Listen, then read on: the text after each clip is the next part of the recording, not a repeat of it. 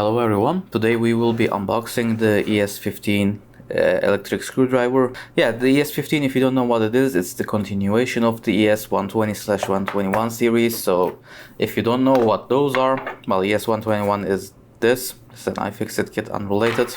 Yeah, it was an electric screwdriver. It had a unique way of controlling it. You held down the button and then turned, and then this part turned in the direction you turned it. Also allowed for speed control as well. I ended up killing my ES121. I don't know if you can see the USB port on the top on camera or not. I still have to work on the lighting, but yeah, the battery on this wasn't in great condition. I tried to replace it. In the process, I ruined the USB port, and yeah, this is just a paperweight or a dumb screwdriver at the most at this point. But to replace that, I bought the ES15. This is the new version of that, and it has a bunch of new features on top of being having the also being able to do the same thing the ES120 and the ES121 does. The ES121 was faster, but the ES121 had hard time working on just self-threading into plastic and wood and things like that. So I doubt many people use these for wood, but yeah, you get the point. It was mostly for metal on metal, like threaded inserts or machine screws and nuts and stuff like that. ES120 was better at that. ES15 combines both the functionality. It also has a larger battery and a few other functions as well. So yeah, let's take this out of the box and see how it is. This arrived today, by the way, so I didn't really have a chance to play with it. I just opened this box to see that it was in here, and that's it. So yeah, here is the ES15. Just by feeling this, you can tell that it is heavier and larger than the ES121. Also, the display is larger. On the ES121, the display didn't really do anything, so you didn't really need a large display. But as I said, this has a few more functions which you can access in the menu somehow. I'll have to figure that out, how that works. Yeah, it needs a larger screen basically. It also has a larger battery, which is why the top part is fatter. Like, I don't know, maybe you can't see it like this. Yeah, I guess this is the best I can show. It is fatter, and as I said, it has a much larger battery. And yeah, otherwise it has the same excellent build quality. But before we play with this, let's take a look at what else is in the box. So the box is much nicer than the ES121 boxes, by the way. They definitely improved those. Underneath there is I guess a manual. This is the safety instructions, the Gebrauchsschweinweise, or whatever however you read that, and it's in English and German, and also in Chinese apparently.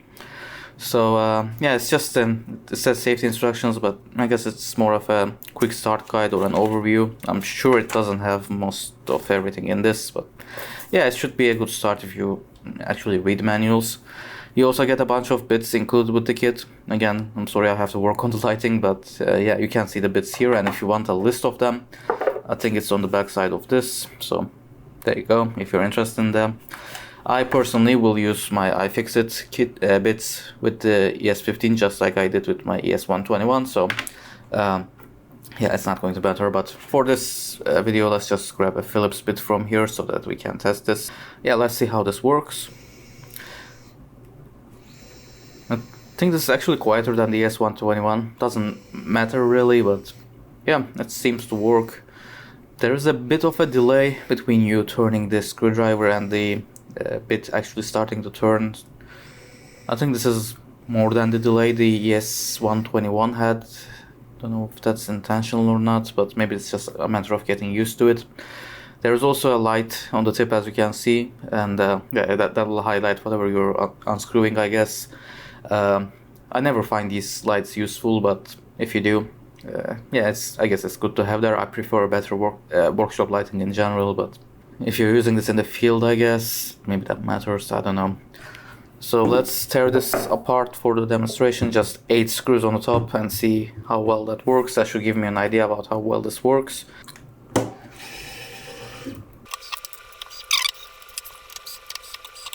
So it was really quick to unscrew those 8 screws and worked really well, but the delay between you actually turning the screwdriver and the bit starting to turn, that is noticeable. I don't remember this being an issue with the ES121, so it's been a while since I used my ES121 because, well, it's dead, but yeah, I don't think that was an issue with the ES121. So there is a something to keep in mind with the ES120, ES15, sorry. Maybe there's a firmware update that can address that, I don't know. So originally this was near the end of the video, but I wasn't too happy with it. I still plan to do a separate, more in-depth review video, but I just wanted to cover a few more things in this video. So yeah, I want to go through the menu. I want to talk about some of the functions this has. So also used this for a while, so I have some experience with it, so I'll talk about that too. But again, for more details, stay tuned for the review. So yeah, just want to start with the menu. You have a few different menus. The first one is by triple pressing this button. This is not that big a deal, but still worth showing, I guess. Here you can select the rotation distance, plus or minus, you know, clockwise, counterclockwise, and then there's an automatic one which goes both ways, so that, you know, it depends on which way you turn. If you select one of those, only one way rotation, then even if you turn it the other way, it will still turn the same way. So you might have a use for that, I guess. I don't know. I assume that was a requested feature. Another menu is the you can find that by pressing the button on the top, and this changes the torque setting from 1 to 5. This is the torque setting. So with the older versions of the ES120, 121, you didn't really have a torque setting. ES120 had better torque, ES121 had better speed, and this time you actually have some control over the torque, so that, I don't know, for some reason if you want lower torque you can achieve that at least. Speed is controlled separately, that is not speed, so I don't exactly know why you would want lower torque in something like this. Maybe to prevent stripping like tiny screws, but when I say tiny I mean like screws you see on cell phones or whatever, like not 3D printer screws. But yeah, the main menu is, you can find the main menu by long pressing this button. Here you get to select the speed, so 220, 360 and 470. I just left it at the highest speed. Then you have sensitivity. It goes from low, medium and high. This was default set to high.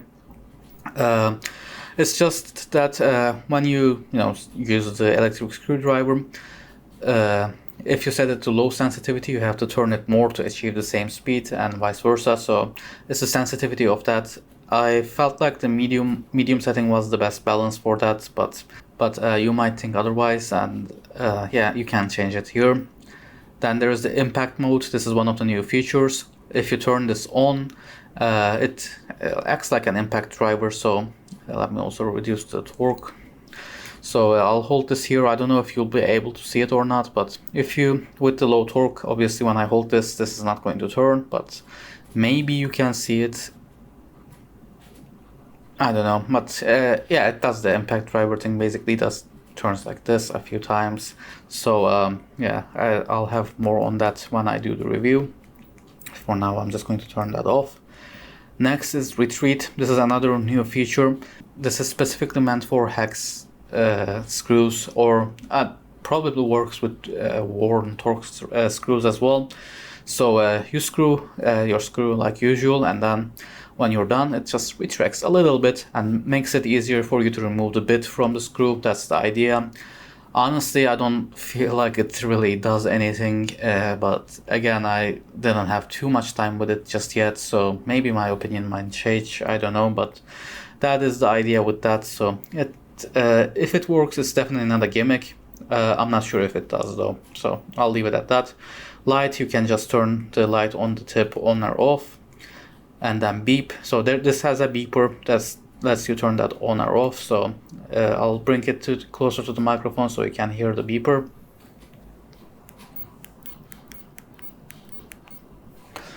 There you go. So yeah, you can turn that off if you want, but it is very faint. And this is kind of annoying to get to the menu. In the next option, you get to choose your language. So I think that's Chinese and English. So those are your only two options, but I assume you can flash a new firmware to this and then get more languages. Next, you have battery AM. I assume stands for battery management. And that, if you turn that on, and let's wait a second to exit the menu. There you go. You can see it just locks this button so you don't accidentally press it. It should prevent you from losing some battery life by if you put this somewhere and then in your pocket, in your tool holder, whatever, it just won't turned a bit. So that's a battery saving feature. It's kind of annoying to unlock because first you have to press this button and then long press this button on the top, and then you can unlock it. So it's kind of difficult to unlock. Kind of reminds me of old Nokia screen locks. I don't know if anyone remembers those, but yeah, kind of annoying. And after that you just find the firmware, some of the firmware information there. So I'm sure there's a way to flash firmware to this, obviously through the USB port, I mean what else, but haven't experimented with that yet, but I will definitely look into that, because this delay, this wasn't a thing with the ES120-121 as far as I can remember. So yeah, this is really annoying to me, and it's kind of intermittent too. Sometimes happens, sometimes doesn't happen. It's I think a battery management thing going on here that disables and then has to wake up. That goes to sleep, and then whatever OS this has to wake up, and then that delay happens. I think that's what's going on. Maybe there should be a way to delay how long it waits before going to sleep. That should reduce the frequency of these issues. Maybe that is configurable if I do a firmware flash to this. I don't know, but yeah, that's one thing I want to experiment with. But even with that in mind, I'm pretty happy with this. This is basically combines the best things about ES120 and 121 into a single unit. So yeah, it is great. I already love my ES121. Some people had some problems with the ES121's low torque. Well, this doesn't have that problem, and is even faster, I think, than the ES121, which already was faster than the ES120. So yeah, pretty happy with this. Battery life is also better. It's not as good as you might expect, since the battery is significantly larger with this. Battery life is only mildly longer. I think they advertise a much longer battery life, but I don't think it is really, but still it is better. So yeah, stay tuned for the full review of this. As I said, after I have more experience with this and also test all of the features of this thing, I'll make a proper review of this. But if you are interested already, there are some links in the description below as well. It's about $100, but changes from AliExpress to Amazon. But yeah, that's it for this video. Stay tuned for the full review, and yeah, that's it. So hope you found this useful. If you did, please leave a like down below, and thanks for watching.